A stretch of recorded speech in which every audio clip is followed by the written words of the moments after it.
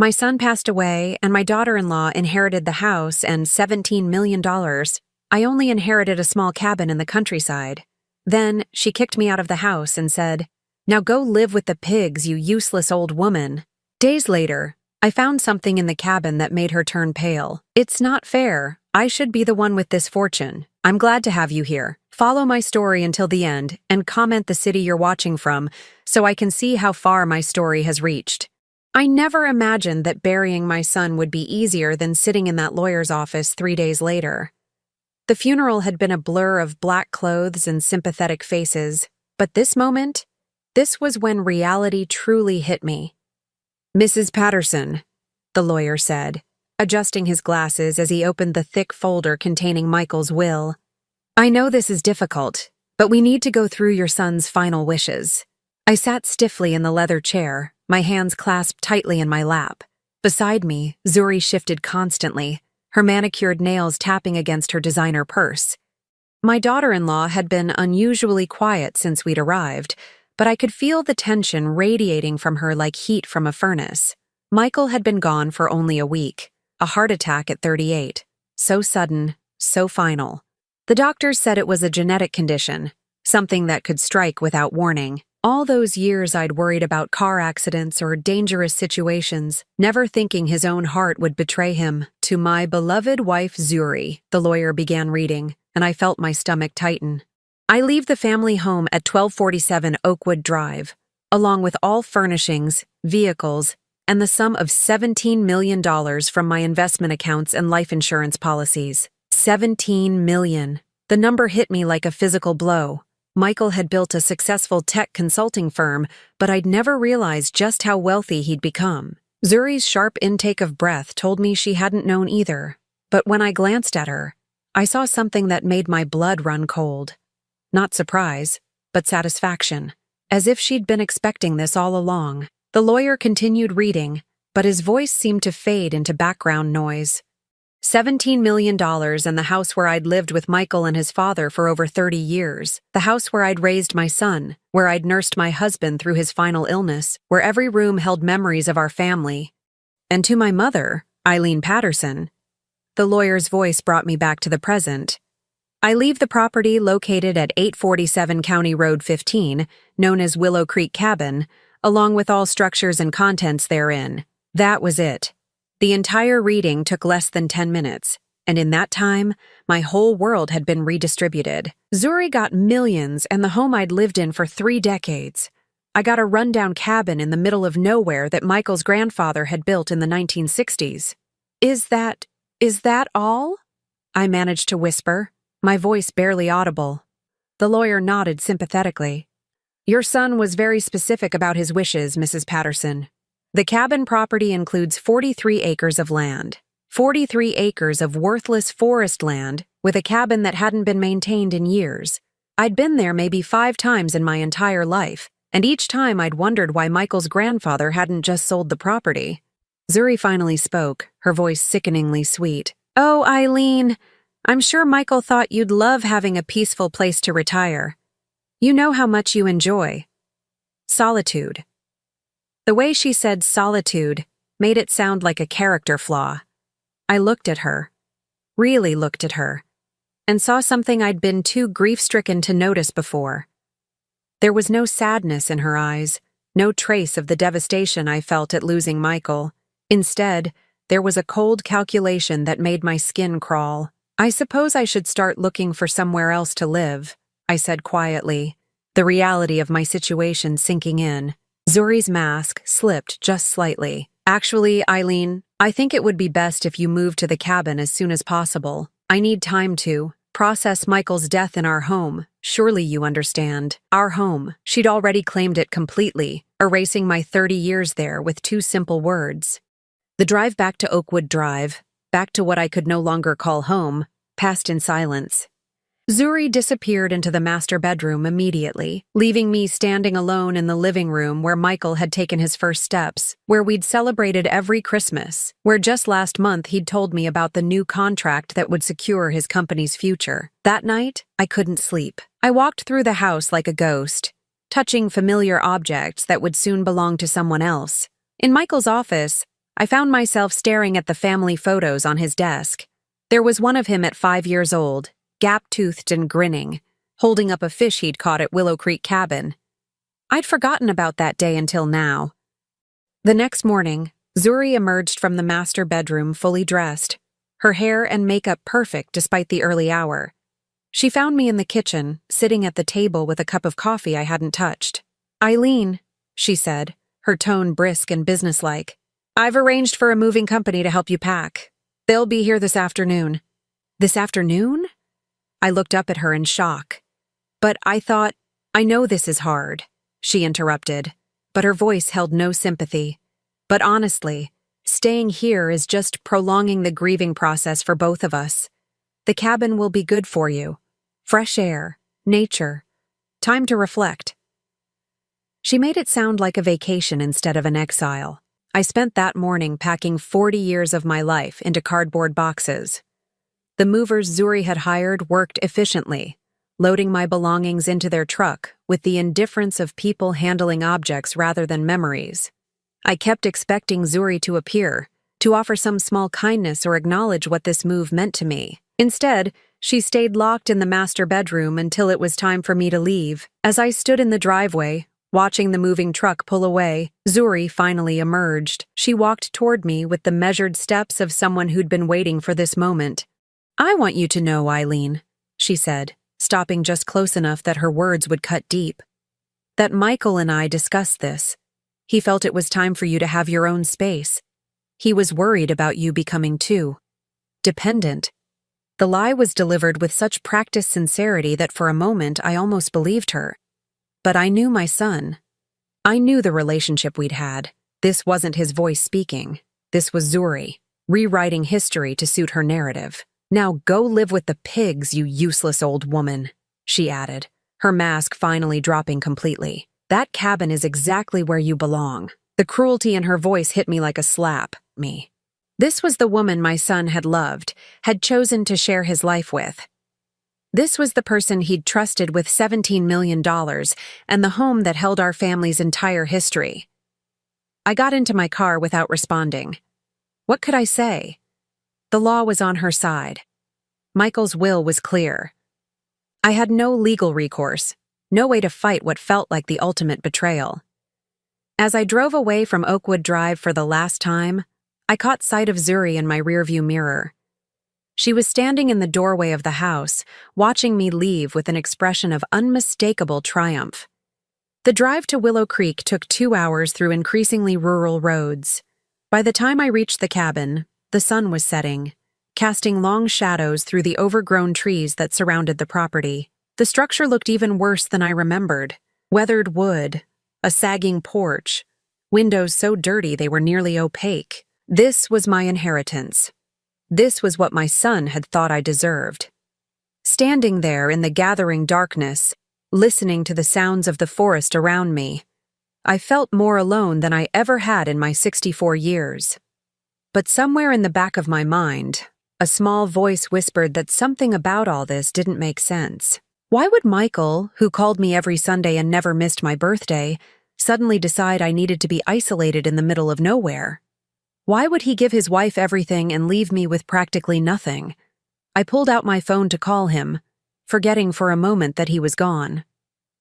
The reality hit me again like a physical blow, but this time, mixed with the grief, was something else. Suspicion. The moving truck arrived at Willow Creek the next morning, looking absurdly out of place on the narrow dirt road. The driver took one look at the cabin and shook his head. "You sure this is the right address, lady?" I wanted to tell him no, that this had to be some terrible mistake, but instead I just nodded and pointed toward the sagging porch. "Just put everything inside, please." It took the movers 3 hours to unload 40 years of my life into a space that felt like it could barely contain 4 decades of dust. My beautiful dining room set looked ridiculous in the small main room. My china cabinet, which had belonged to my grandmother, stood awkwardly against a wall of knotty pine that hadn't been stained since the Carter administration. After the movers left, I stood surrounded by boxes, feeling completely overwhelmed. The cabin had electricity, barely, and running water that came out brown for the first few minutes. The heat came from an old wood-burning stove that I had no idea how to operate. This wasn't retirement. This was exile. I spent the first night on an air mattress, too exhausted to set up my bed frame. Every sound made me jump. The settling of old wood, the scurrying of what I hoped were just mice, the wind whistling through gaps in the walls I hadn't noticed during the day. By morning, I'd made a decision. I would clean this place up and sell it as quickly as possible.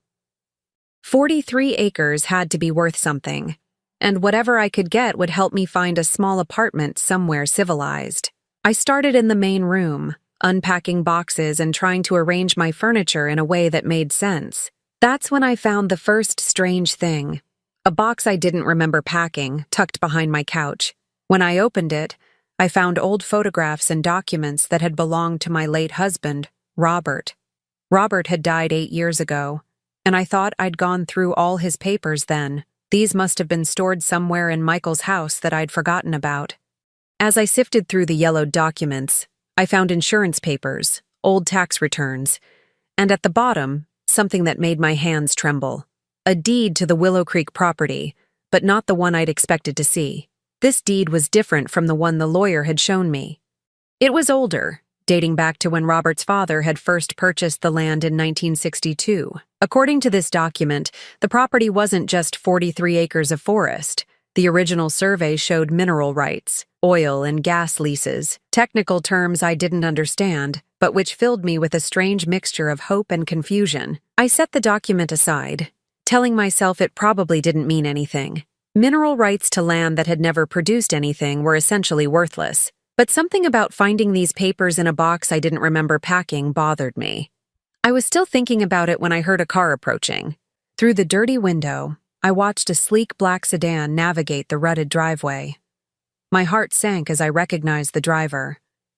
Zuri stepped out of the car wearing designer jeans and boots that probably cost more than I'd spent on groceries in the past month. She looked around with obvious distaste, picking her way carefully toward the cabin as if the ground might contaminate her. "Eileen!" she called out in that false, sweet voice she'd perfected. "I thought I'd check on how you're settling in." I opened the door, not bothering to invite her inside. "What do you want, Zuri?" "I brought you some things from the house," she said, holding up a small cardboard box. "Some of Michael's old clothes and a few items I thought you might want." She pushed past me into the cabin, and I saw her eyes scanning everything with an intensity that made me uncomfortable. This wasn't a casual visit from a concerned daughter-in-law. This was an inspection. "It's rustic," she said, setting the box down on my kitchen counter. "I'm sure you'll grow to love it here, all this, nature. Why are you really here, Zuri?" She turned to face me, and for just a moment, her mask slipped. "I wanted to make sure you had everything you needed, that you weren't missing anything important." The way she emphasized important made my skin crawl.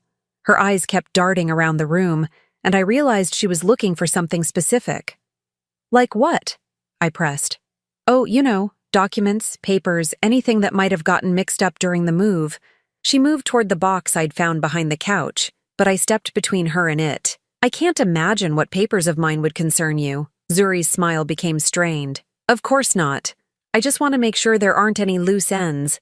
Legal matters can be so complicated when someone dies." She stayed for another 20 minutes, making awkward small talk while her eyes continued to search the room. When she finally left, I felt like I could breathe again, but her visit had accomplished one thing. It had confirmed my growing suspicion that something wasn't right about Michael's will or my inheritance. That evening, I went through the box of Robert's papers more carefully. Most of it was routine. Old insurance policies, warranty information for appliances we'd replaced years ago, receipts for home repairs. But at the very bottom, wrapped in a rubber band, I found something that made my heart race, a letter addressed to me in Michael's handwriting. My hand shook as I opened it. The letter was dated just 3 months before Michael's death.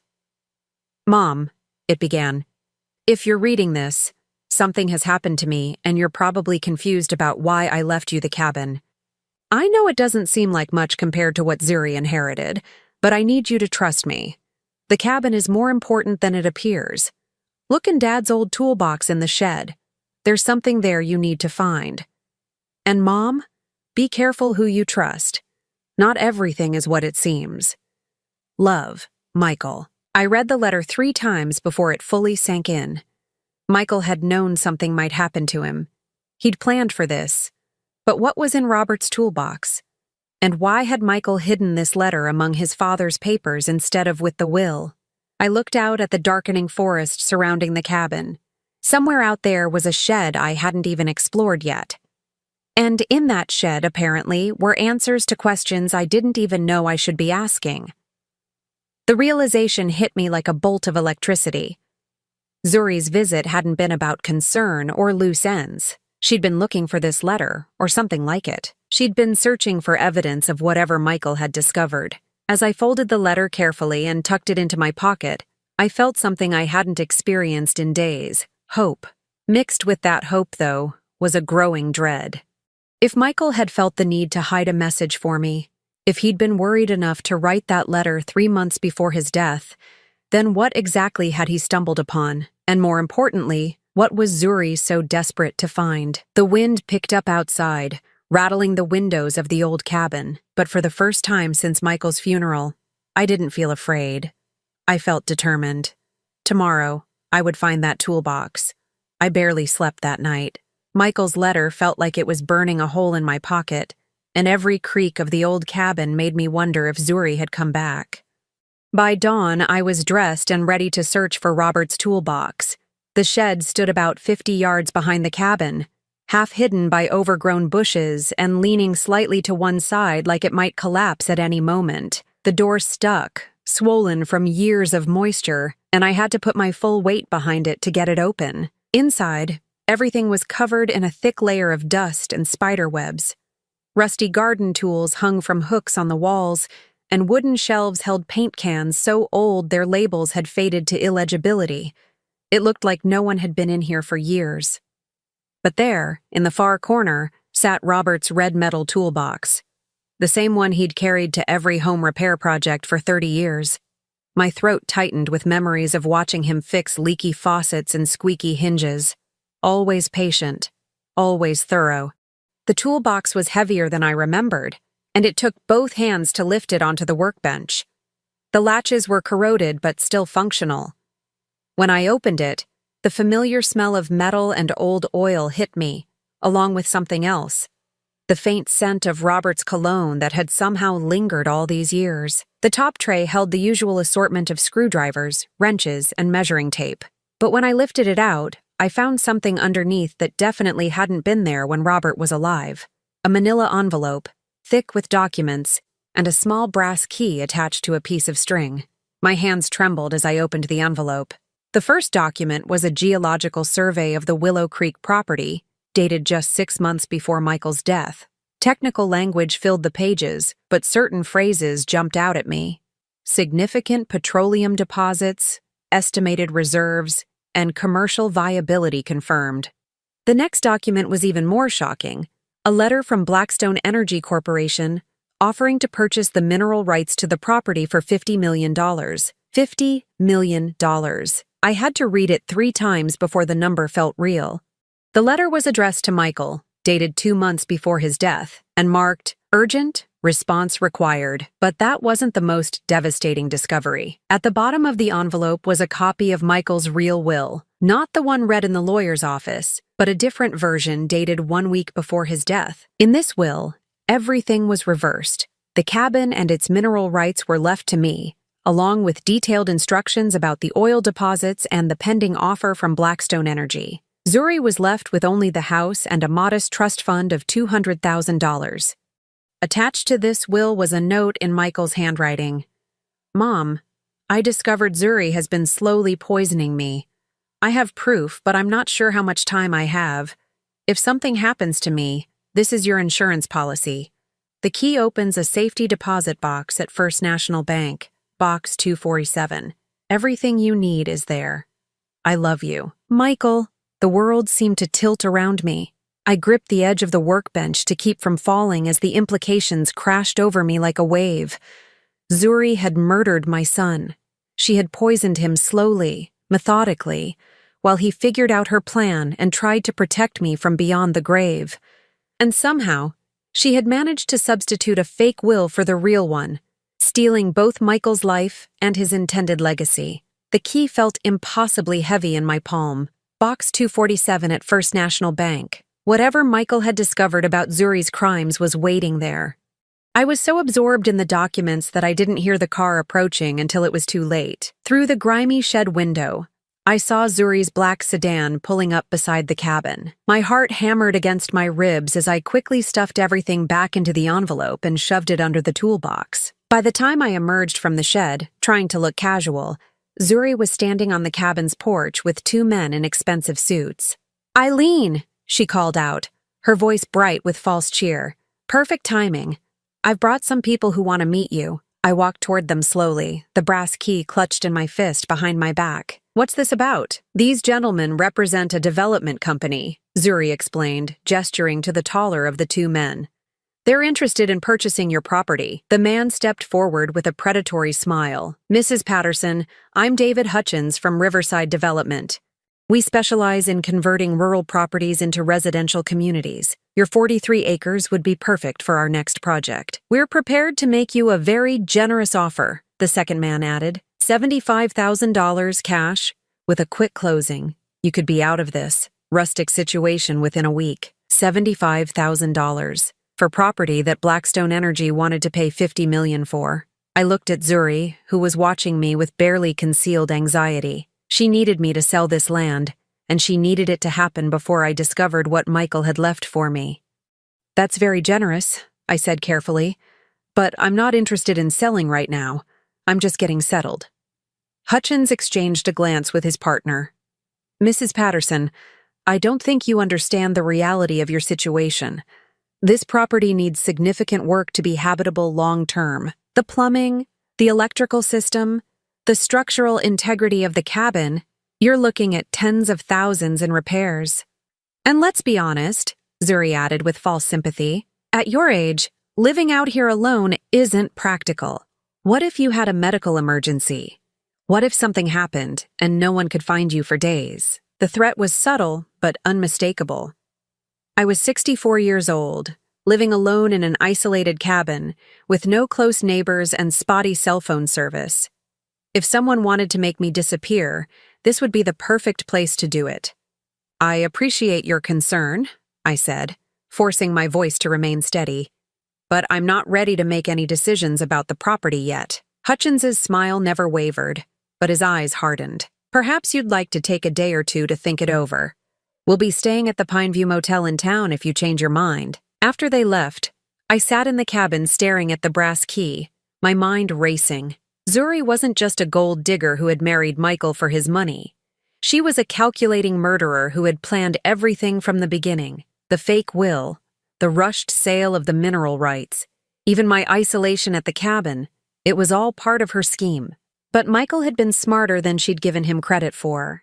Even while she was poisoning him, he'd managed to gather evidence and create a backup plan.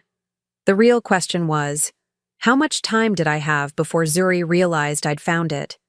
I looked out at the gathering dusk, knowing that tomorrow I would drive to First National Bank and open that safety deposit box. Whatever Michael had left there would give me the weapons I needed to fight back.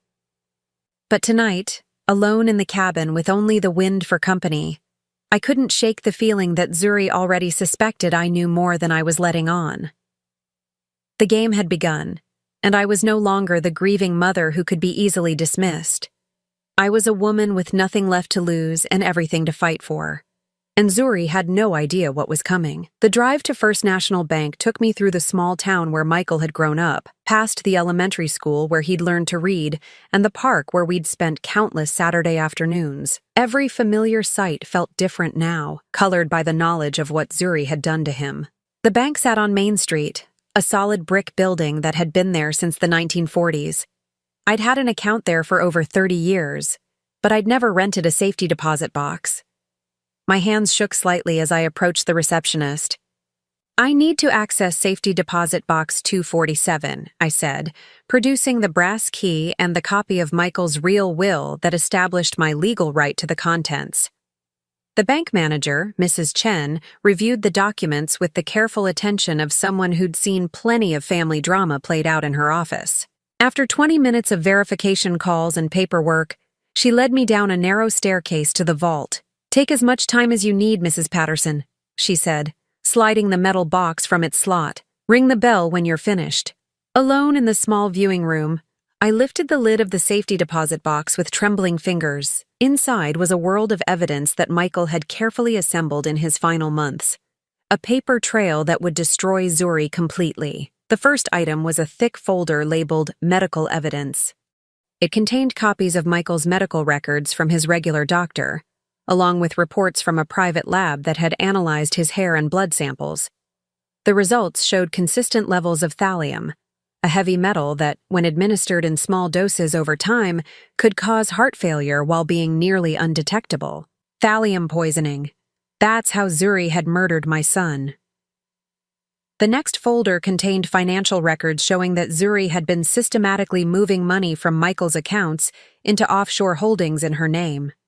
Over the past year, she'd transferred nearly $3 million, always in amounts small enough to avoid triggering automatic reporting requirements. But the most damning evidence was in the third folder, surveillance footage. Michael had installed hidden cameras in their home after he began suspecting Zuri. The USB drive contained hours of footage showing her adding something to his coffee each morning, crushing pills into his dinner, even injecting something into his insulin pen when he'd been briefly diabetic the year before. There was also audio recordings, conversations where Zuri spoke to someone on the phone about the old woman and how I needed to be handled after Michael was gone. The voice on the other end was male, and while I couldn't identify it, the conversations made it clear that Zuri had an accomplice.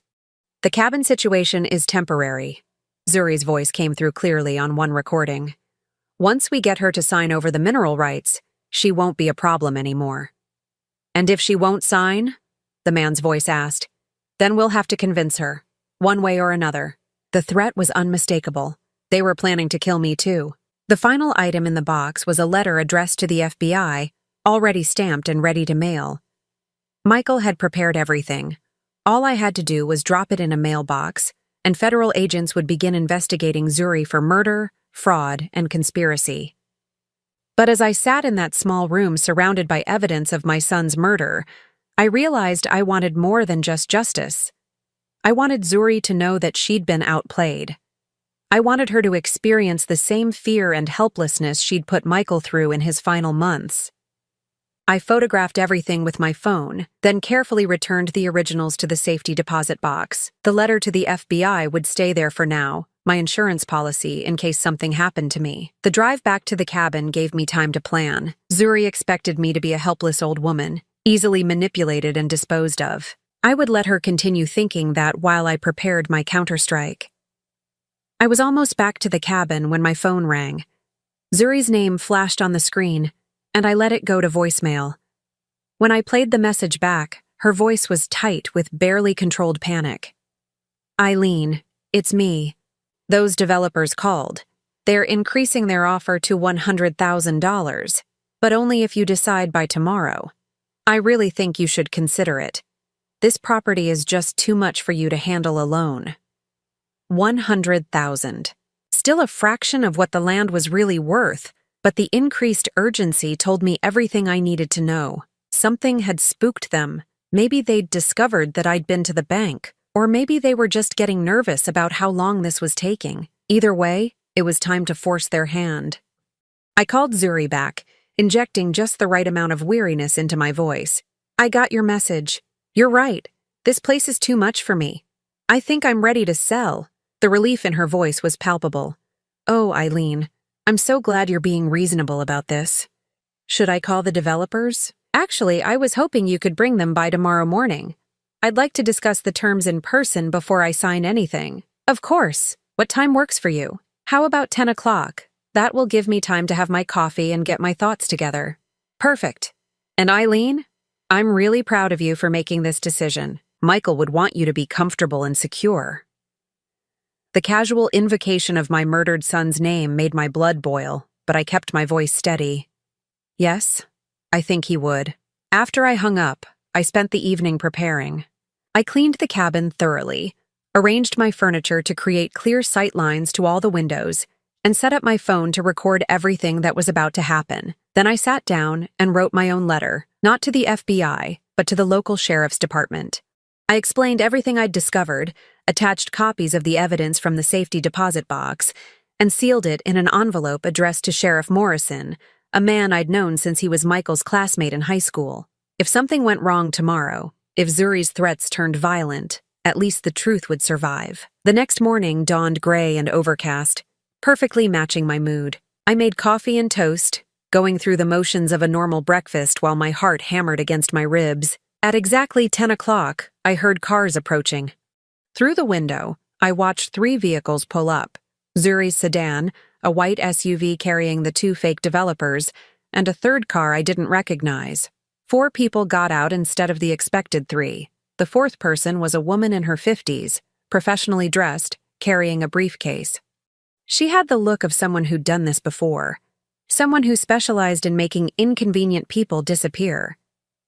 My phone was already recording as they approached the cabin.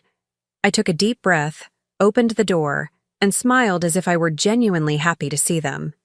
"Good morning, everyone. Please come in."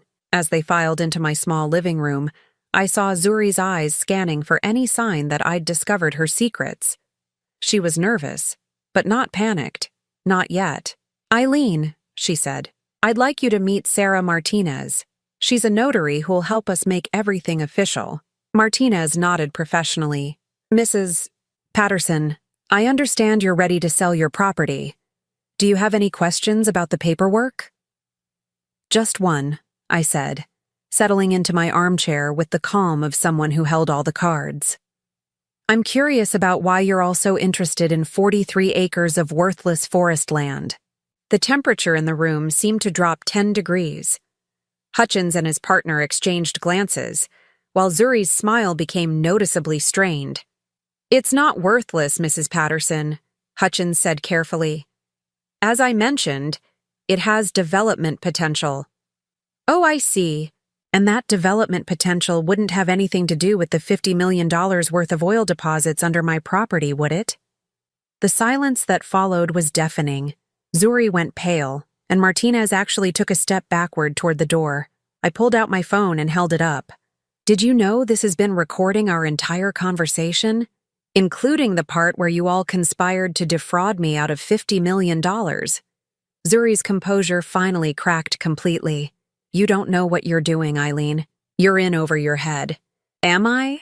Because it seems to me like I know exactly what I'm doing. Just like my son knew what he was doing when he hid evidence of his own murder." The words hung in the air like a physical presence. Zuri's face cycled through shock, fear, and finally, cold calculation. "I don't know what you think you found," she began. "I found everything, Zuri. The thallium poisoning, the forged will, the offshore accounts, the surveillance footage. All of it." Martinez was already heading for the door, clearly wanting no part of whatever was about to happen. Hutchins and his partner weren't far behind her, but Zuri stepped closer, and for the first time, I saw the real woman beneath the mask, the cold-blooded killer who had methodically murdered my son.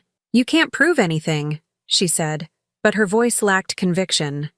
I smiled, feeling truly calm for the first time in weeks. "Actually, Zuri, I can prove everything. The question is, what are you going to do about it?" The fake developers and the notary were already in their cars, engines running when Zuri turned back to face me. Her mask had completely fallen away now, revealing the predator underneath. The woman who had smiled sweetly at Michael's funeral was gone, replaced by someone whose eyes held nothing but cold calculation. "You think you're so clever," she said, stepping closer to where I sat in my armchair. "But you're just a foolish old woman who doesn't understand the game she's playing."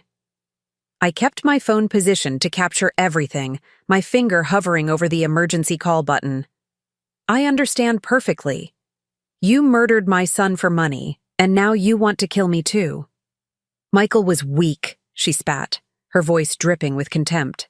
"He actually believed in love and family. He never saw what was right in front of him until it was too late. He saw enough. He gathered evidence, changed his will, made sure you'd never get away with this." Zuri laughed, but it was a harsh, brittle sound. "Evidence? You mean that pathetic collection of papers he thought he was hiding so cleverly? Did you really think I didn't know about his little spy cameras and his secret trips to doctors? My blood ran cold. What are you talking about? I've known about Michael's investigation for months. Every doctor he visited, every test he ran, every piece of evidence he thought he was gathering. I was 3 steps ahead of him the entire time. She pulled out her phone and scrolled through what looked like a series of text messages. Dr. Henderson was very cooperative once I explained the situation to him. Amazing how quickly medical professionals will falsify records when their own families are threatened. The implications hit me like a physical blow. If Zuri had known about Michael's investigation, if she'd been manipulating the evidence from the beginning, the medical records in the safety deposit box, I whispered. Completely fabricated. The blood tests showing thallium, fake. The hair samples, tampered with. Even those surveillance videos you're so proud of. I made sure Michael's cameras captured exactly what I wanted them to capture. My hands started shaking as the full scope of her deception became clear. You let him think he was building a case against you. I encouraged it. Poor Michael, so desperate to protect his mommy. He had no idea that every piece of evidence he collected was actually strengthening my position. When the authorities eventually investigate his death, and they will, thanks to all his paranoid preparations, they'll find a mentally unstable man who was convinced his loving wife was trying to poison him. She moved to the window, looking out at the empty driveway where the other cars had disappeared. The tragic truth will be that Michael suffered a psychotic break in his final months. Paranoid delusions, wild accusations, secret meetings with doctors who'll testify that he was exhibiting signs of severe mental illness. But the real will that leaves me everything, also fake. I had Michael create that secret will himself, convinced him it was necessary to protect you from me. He wrote it in his own handwriting, signed it willingly, even had it notarized by someone who'll swear Michael seemed perfectly rational at the time. The room seemed to spin around me. Every piece of evidence I thought I had, every weapon Michael had left me to fight with, all of it was part of Zuri's elaborate trap. The best part, she continued, her voice taking on an almost dreamy quality, is that Michael died believing he'd outwitted me.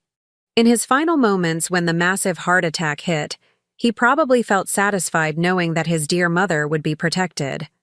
I felt sick to my stomach. Why are you telling me this? Because I want you to understand how completely you've lost before I finish what I started. She turned back to face me, and I saw something in her eyes that made my skin crawl. Michael wasn't the only one who underestimated me, Eileen. You did too. She walked to the kitchen and opened the cabinet where I kept my coffee mugs. Did you enjoy your coffee this morning? I noticed you made a fresh pot before we arrived. Very hospitable of you. The mug I'd used for breakfast was still sitting in the sink, and suddenly I understood why I'd been feeling slightly dizzy since they'd arrived. The room seemed to tilt, and I gripped the arms of my chair to steady myself. What did you do? The same thing I did to Michael, just much faster. Concentrated thallium solution, completely tasteless, virtually undetectable unless you know exactly what to look for. She checked her watch. You've got maybe 20 minutes before the heart palpitations start. 30 minutes after that. Complete cardiac arrest. I tried to stand, but my legs wouldn't support me. The phone slipped from my fingers and clattered onto the floor. The beautiful irony, Zuri said, settling into the chair across from me as if we were having a pleasant conversation, is that everyone will believe you committed suicide. A grieving mother, overwhelmed by financial problems and living alone in this depressing cabin, it writes itself. She pulled a piece of paper from her purse and placed it on the coffee table between us. Even through my growing confusion, I could see it was a suicide note, written in what looked remarkably like my handwriting. I can't go on without Michael, she read aloud. The guilt of knowing I failed him as a mother is too much to bear. I'm sorry for the pain I've caused everyone. Very touching, don't you think? My vision was starting to blur, but I forced myself to focus. There had to be something, some way to fight back. The recording on my phone, but even as I thought it, I realized Zuri was right. Who would believe a recording made by a woman everyone would think was mentally unstable? The property will go to Michael's estate, of course, she continued conversationally. As his widow, I'll inherit everything, including those valuable mineral rights. Blackstone Energy is prepared to pay $60 million now. Apparently, the deposits are even larger than originally estimated. $60 million. My son had died for $60 million. You won't get away with this, I managed to whisper, though even forming the words was becoming difficult. I already have gotten away with it. Michael's death was ruled natural causes. Your death will be ruled suicide, and I'll be the grieving widow who lost both her husband and her mother-in-law to tragic circumstances beyond anyone's control. She stood up and walked to the door. I'm going to leave now, Eileen. When they find you tomorrow, I'll be at the spa in town, getting a massage and building an alibi. By the time anyone thinks to question me, all the evidence will point to a depressed old woman who couldn't handle her grief. The cabin door opened, letting in a gust of cold air that made me shiver. Or maybe that was the poison working its way through my system. Goodbye, Eileen. I'd say I'm sorry it had to end this way, but we both know that would be a lie. The door slammed shut, and I heard her car starting up outside. Within moments, the sound of her engine faded into the distance, leaving me alone with the growing certainty that I was going to die. But as I sat there, fighting against the fog that was clouding my thoughts, I remembered something Zuri didn't know about, something I'd done that morning before anyone arrived. The letter I'd written to Sheriff Morrison wasn't sitting on my kitchen counter where I'd left it. It was already in the mail, dropped into the post office box in town during my early morning drive to get supplies. Sheriff Morrison would receive that letter tomorrow, along with copies of everything I'd found in the safety deposit box. Even if Zuri had manipulated the original evidence, my letter would raise enough questions to trigger a real investigation. It wasn't much, but it was something. As my heart began to race erratically and the room spun around me, I held on to that single thought. Zuri thought she'd won, but she'd made one critical mistake. She'd underestimated a mother's love for her child. And now, even if I didn't survive, she was going to pay for what she'd done to Michael. The room was spinning violently now, and my heart felt like it was trying to beat its way out of my chest.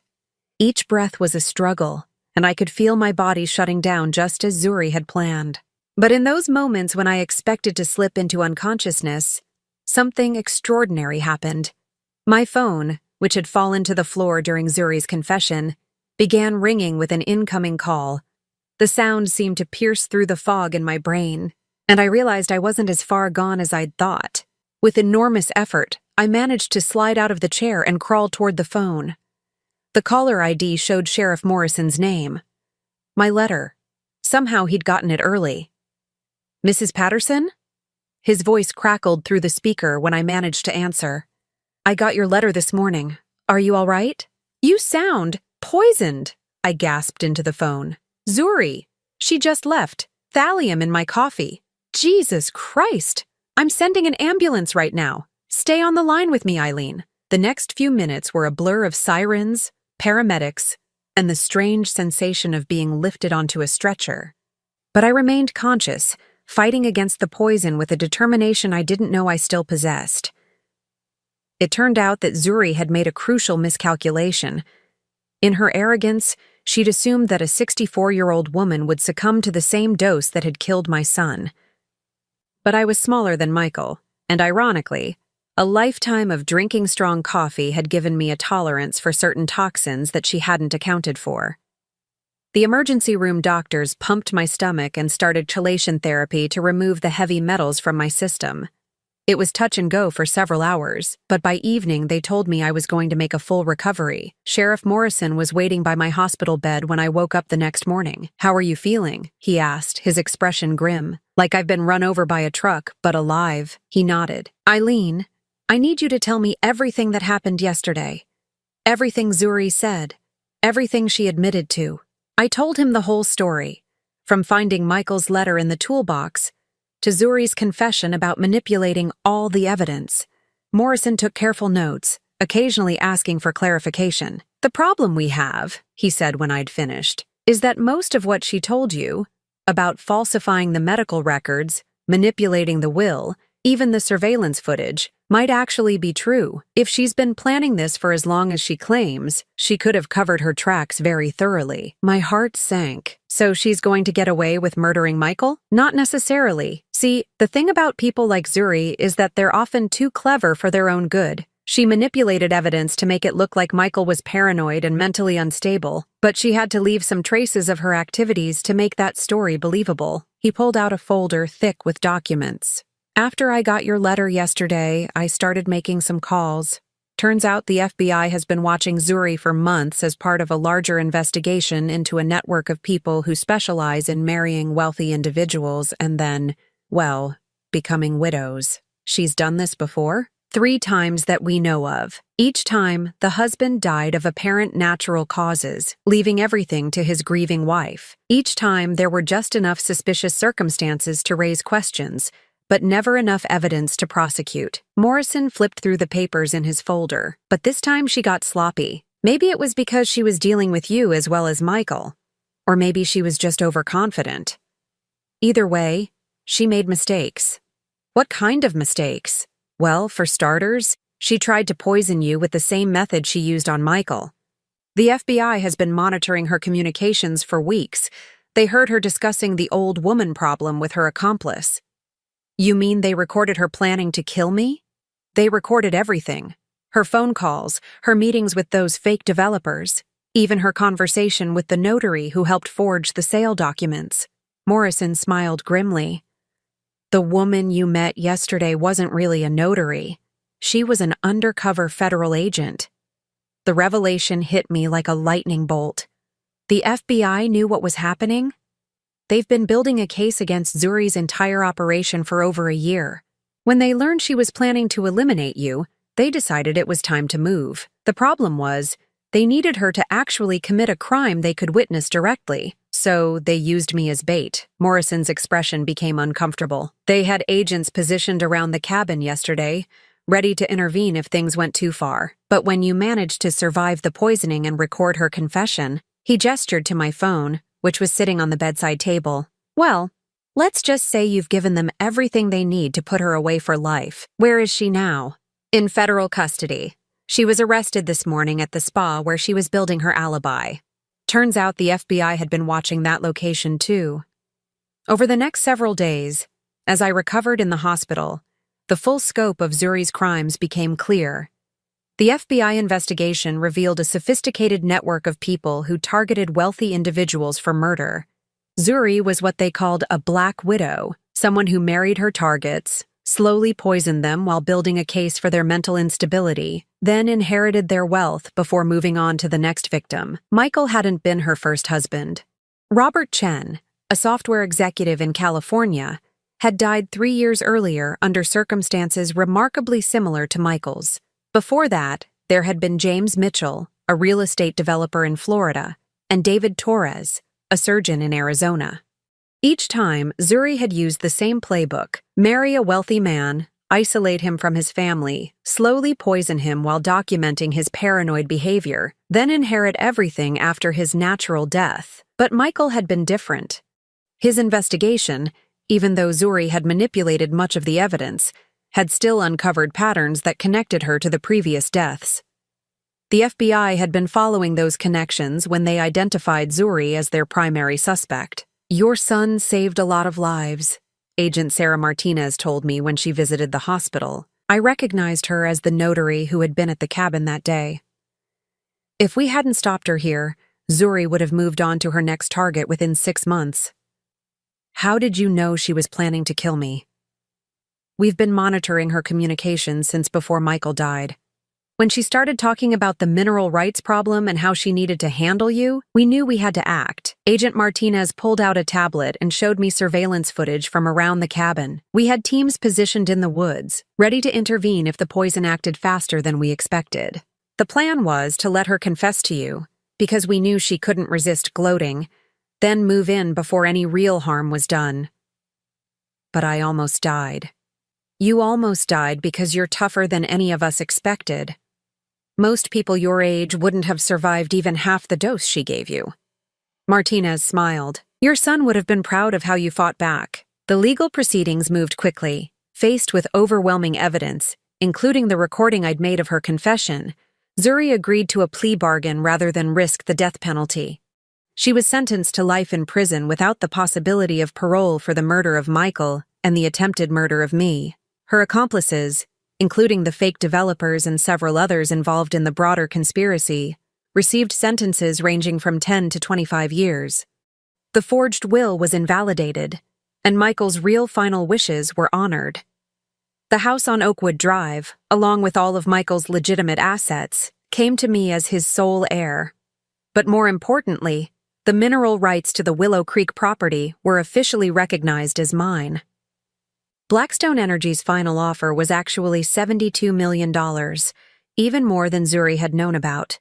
Apparently, the geological surveys had been updated since the original assessment, revealing deposits that were significantly larger than initially estimated.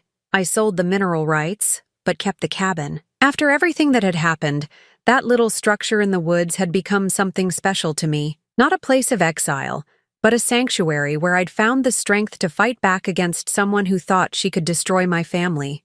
6 months later, I was sitting on the cabin's newly renovated porch, watching the sunrise paint the forest in shades of gold and amber. The place looked nothing like it had when I'd first arrived in despair and confusion. New windows, fresh paint, a solid roof, and modern plumbing had transformed it into the peaceful retreat Michael had always intended it to be. I'd kept the house on Oakwood Drive as well, but I found myself spending more and more time at Willow Creek. There was something healing about the silence here, about the way the morning mist rose from the stream and the way the trees whispered secrets to each other in the wind. My phone buzzed with a text message from Agent Martinez. "Thought you'd want to know? The FBI recovered over $50 million that Zuri had stolen from her previous victims. The money is being returned to the families." I smiled, thinking about the justice in that. Zuri's greed had ultimately been her downfall. If she'd been content with Michael's life insurance money and a modest inheritance, she might have gotten away with murder. But her need for more, for the mineral rights, for complete control, had led her to make the mistakes that brought her down. Another text came in, this one from Sheriff Morrison. Grand jury returned indictments in 3 more cases. Zuri's going to be charged with additional murders in California, Florida, and Arizona. Justice for all her victims. I set the phone aside and picked up the framed photograph sitting on the small table beside my chair. It showed Michael at age 10, holding up that fish he'd caught during one of our rare visits to Willow Creek. His gap-toothed grin filled the frame, and his eyes sparkled with the joy of a child who knew he was loved. "We got her, sweetheart," I whispered to the photograph. "She'll never hurt anyone else."